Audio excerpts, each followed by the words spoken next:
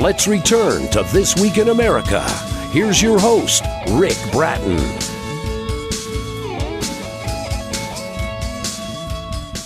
Welcome back, everybody. Coast to Coast, This Week in America. Family and Politics by Christa Baier is her story. From parental tyranny to communist control and finally freedom in a new world, what a life. And she says she's glad she doesn't have to go through it all again. Author Christa Baier loves writing. She said she finished a book and that was one of her goals. She also loves traveling, worked on an airline for 15 years. She also loves swimming as well as writing. Sharing her remarkable story, Christa Baier, author of Family and Politics, with us on This Week in America. Christa, welcome to the program. It's so great to have you with us. Thank you so much. It is totally my pleasure. Well, I'm delighted that you're with us on the program today, and so much to talk about with this remarkable life you talk about in your book. And let's start off by what you were going through as a child, as you struggle with questions like, why do we have to leave our home and become a refugee? Talk about that a little bit, as in the mind of a child when suddenly your world is literally shaken upside down. Yeah, I was 5 years old, 5.5, and when we had to leave, it was February 1945. It was bitter cold, and in the middle of the night, we had to leave to catch the last train out of our hometown to destination unknown at that point. And as you read that, you suddenly are looking at it not just as a reader, but through Christa's eyes and the family going through this. Again, the whole world shaken upside down and what you had to go through. And talk about the challenges, especially as a young child living in a different city, totally different circumstances, different language as well. How difficult was that to make sense of your life at that point? It was very difficult. In fact, when we had to leave our birth city, and we wound up actually in the south of Germany, in Bavaria, and they have a dialect there that makes German sound like a totally different language. And when we got off of the transportation and we heard the people around us talking, I said to my mother, "Mom, are we in Poland?" Because I didn't recognize a single word. Yes. From the Bavarian dialect. It is very similar to Austrian dialect. Yes. And it does sound like a different language. That's why I said, are we in Poland? Well, and that would be natural because you had no idea, obviously, what they were saying. So, it's challenging enough for an adult when you make a major move like that. This is not like going from South Carolina to Utah. This is a total change, in what you went through. Christa Baier is our guest on the program. The book is Family and Politics. Her last name, if you're Googling that, is Baier. Her website is christabaier.com. We've got all of that on our website, thisweekinamerica.us. Mention the different language, and you struggle with that to try to understand what it was they were saying and what language they were saying it in. What about different religion as well? Was that a challenge? Oh, that was a very big challenge, yeah, because southern Germany is 99.9% Catholic. And where I come from, where my family came from, central and northern Germany, it was all Lutheran. So the different religion was quite challenging because that in itself made us become ostracized. We were treated like we were foreigners and not even Germans. Well, yes, as you're trying to sort of feel like maybe you're somewhat at home, you've got all of these obstacles, the language, the religion. How difficult is it as you're trying to keep your faith, on the face of all these challenges. How do you go about doing that? It'd be pretty easy to walk away from your faith, I think. Well, yes, in a way I did. I learned to rely on myself.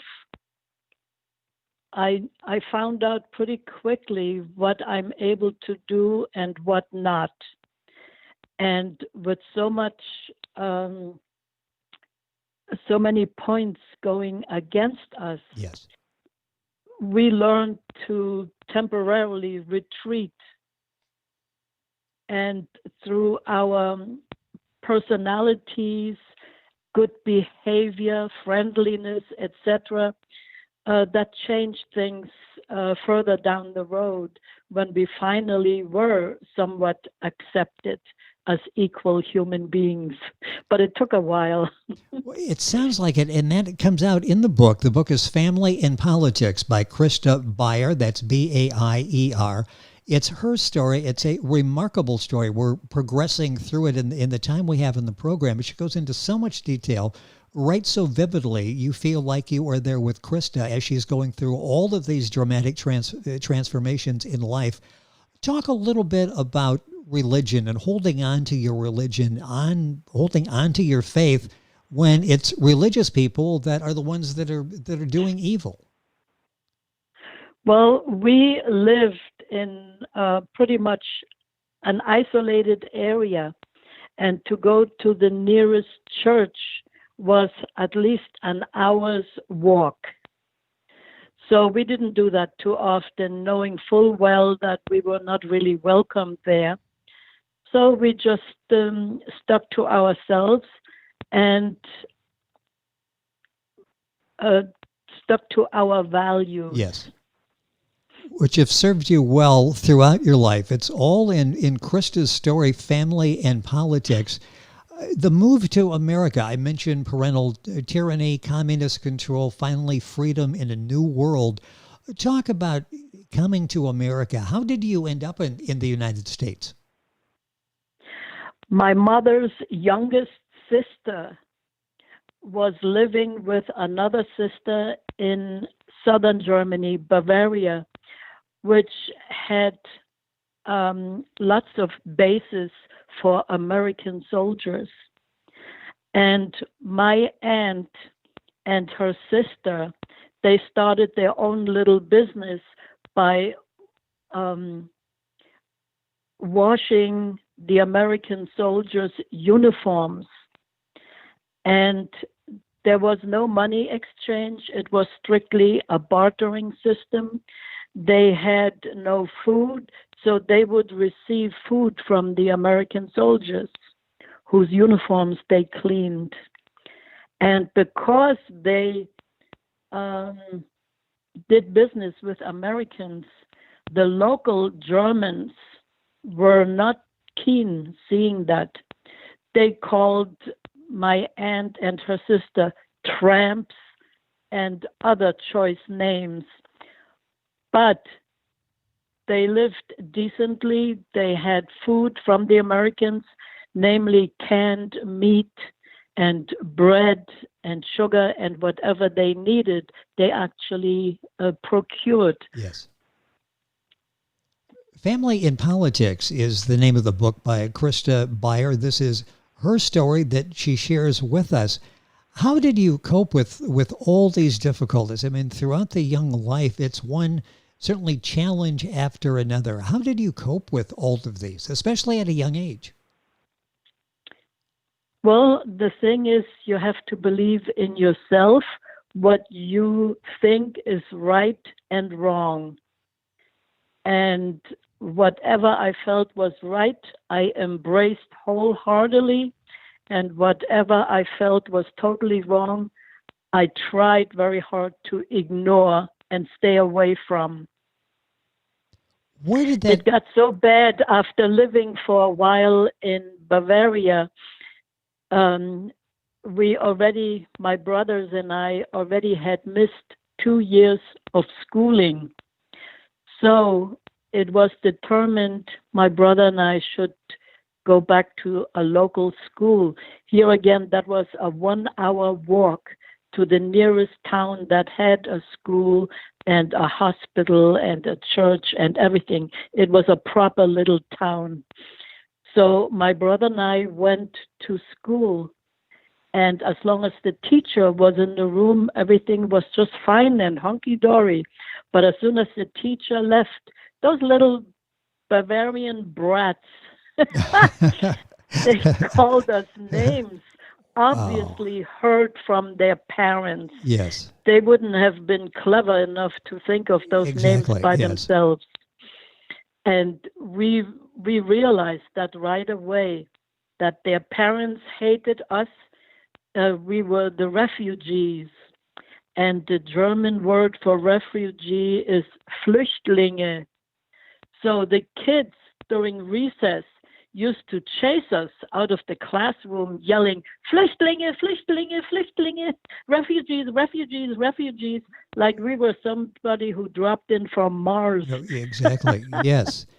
Boy, to imagine to try to deal with it. Yes, yes. Were there days when you just... fought back when they chased us actually out of the school building and still running after us, throwing stones. My brother and I, we saw no such ammunition laying around us. The only thing we saw was horsey apples, horse droppings. Okay. So with our bare hands, we picked those up and tried to aim as accurately as possible and land those horse apples on those miserable Bavarian kids. Oh, jeez.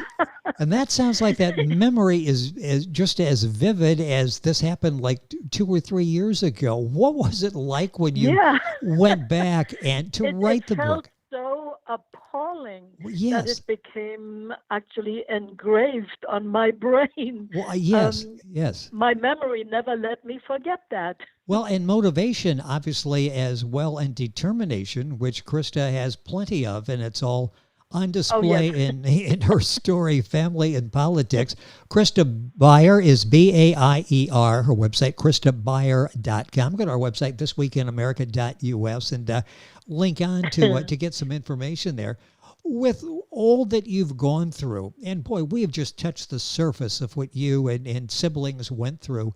What advice can you give to the younger generation today who may think they're going through tough times when they run out of data at the end of the month on their tablets or whatever? You went through situations that could have broken somebody. What advice do you have to the younger generation today? All I can say is be 100% yourself. Don't become one of the herd. The herd mentality is never a good mentality. So be yourself. Stick to your own beliefs.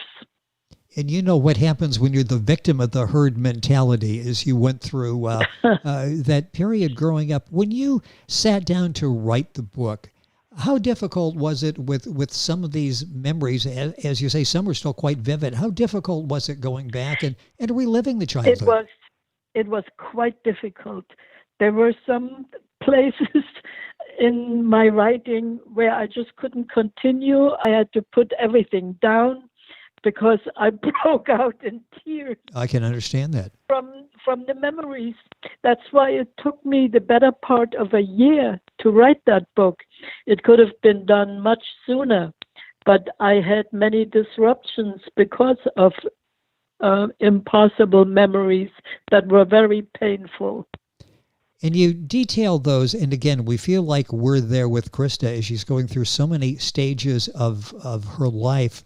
We got a couple minutes left, but where did you get the determination? I mean, you went through all of this. What you went through would quite literally break most people. They would just give up. I mean, just the walking to walking to school. My determination came very early.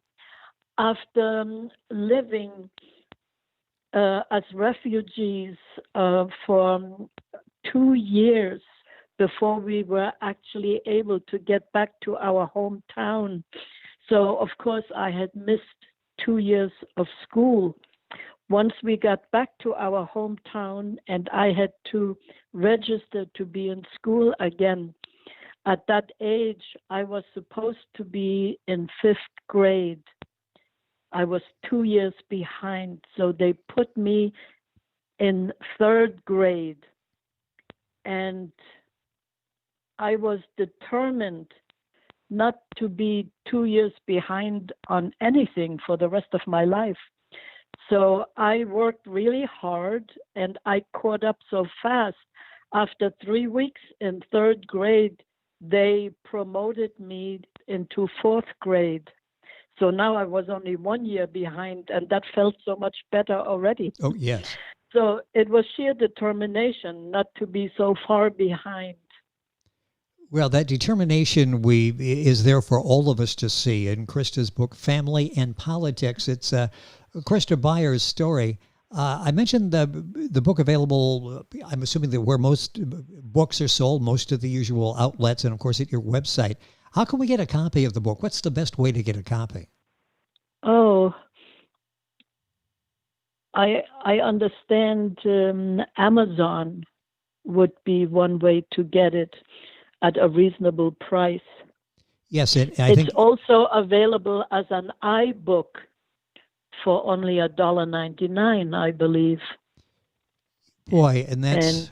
that sounds pretty good to me. That's a real good deal. That really is, and you'll come away with so many different emotions after you read Christa's story, Family and Politics. How are you doing today? You sound like loving life and totally enjoying everything. All of your writing as well as swimming. When I got out of bed this morning and opened my curtains, the first thing I saw was a beautiful dogwood tree in full bloom.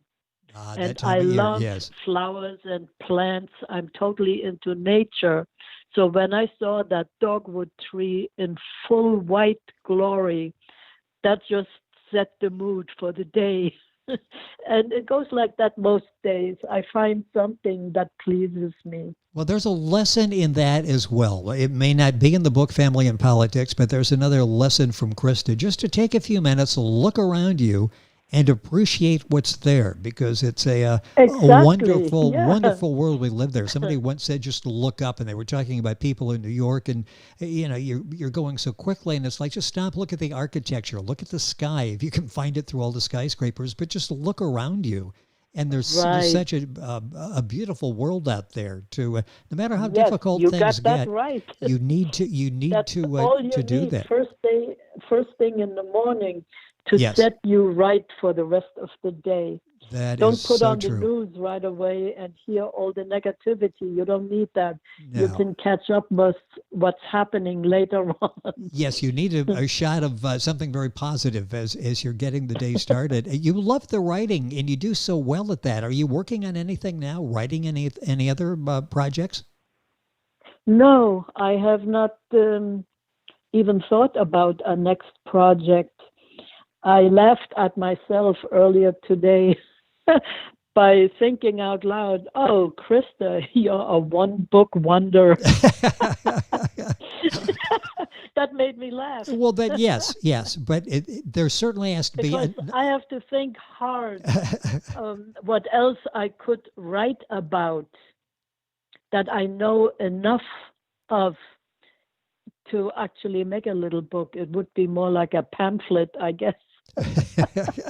Well, I'm sure it will be beneficial, and I wish you the best in doing that, because you're a very gifted writer. You. The message resonates in your book, Family and Politics. Christa Baier is our guest on the program. This is her story. It's if you're Googling that, it's Christa Baier, Baier. Our website is christabaier.com. You'll find all of that on our website, thisweekinamerica.us. Christa, it's been a pleasure having you on the program. Look out the window a little bit this afternoon. Enjoy the spring weather down there. And thank you so much for spending some time with us on the program. Thank you, Rick. It has been a pleasure. But somebody needs to come with a fire hose to wash away all the pollen that's turning everything yellowish green. Yeah, and we're inhaling all of that. That's the only the downside of this time of the year. If you breathe that in, suddenly you're going to have to find an antihistamine before the day is over to correct things. This is true, because I do have an allergy. If I go out 2 minutes later, my eyes are tearing and I'm sneezing and coughing. Yes. So a good shot of antihistamine will ward that off. Well, just sure. observe out the window. Just look out the window. You can have fresh air. You can have that visual all at the same time. Christa Baier, our guest on the program, Family and Politics, the book. You'll find all the information on our website, thisweekinamerica.us. We're back on today's program after these messages. This Week in America is online. You can visit our website, thisweekinamerica.us. Scott Pinkerton, associate producer of This Week in America. Jay Anderson, segment producer. Ben Watson, webmaster. Otto Bechet, director of engineering and TV production. This Week in America produced and is a trademark of Blue Funk Broadcasting, LLC. For information on all of our guests and to listen to this week's show, our website again at thisweekinamerica.us. And I'm Sean Bratton, executive producer of This Week in America.